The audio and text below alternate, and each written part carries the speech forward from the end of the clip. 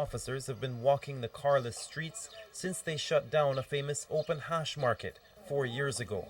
But people still buy and sell drugs regularly. This man tries to eat what might be evidence, but he's too late. Residents believe the patrols are part of a government plan to extinguish the self-governing colony. Some feel they're under siege. Well, Christiania is a very important situation right now. You know, Christiania has been around for 36 years. It has always been under threat from the government, but never as it is right now. Video artist Jorn Balder was reading the newspapers at this cafe one morning in 2005 when he was approached by 5 officers and strip searched. And my underpants, I have to take them down. And suddenly I found myself with all my privates hanging out in the public, in a cafe, while like 50 people was watching me. And when he was finished, he didn't say anything, he just left me, went over to another guy and started undressing him. And I don't know if you can imagine how that feels. You probably can't, but it feels humiliating. It's a typical day here in Christiania with large police patrols throughout the area. Also, quite typically, Jorn Balder is right behind them. Opposition MPs who confront the government about police practices are being ignored. The police has been using methods that we have never seen before in Denmark.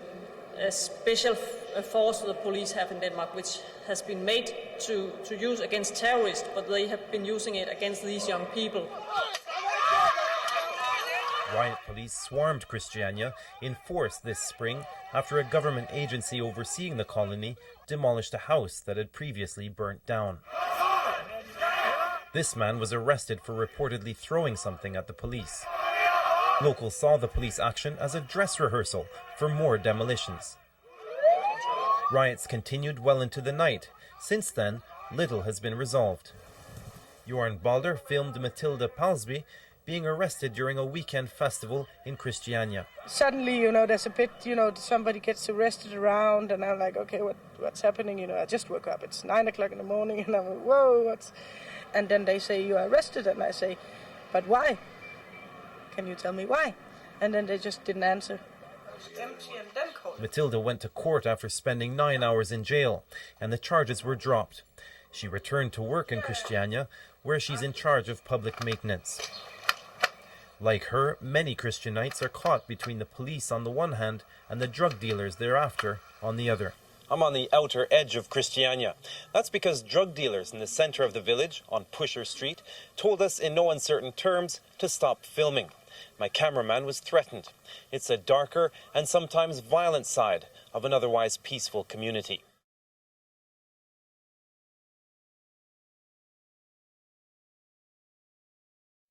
The government says you are not entitled to any accommodation and support because you claimed asylum very late.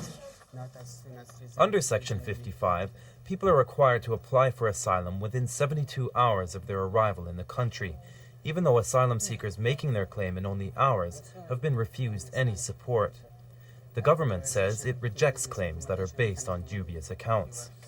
But it's been accused of violating human rights, and over 1,000 injunctions calling for the Home Office to reinstate support are tying up the courts. The withdrawal or denial of benefit hasn't sent asylum seekers back home. It's increased the number of people seeking emergency shelter and food in places like this, and where the government is not providing basic social services or the opportunity to work, the voluntary sector is having to pick up the pieces. Those who don't qualify for support will have to rely on the charity of local groups, churches and mosques. The rest face another night in the cold.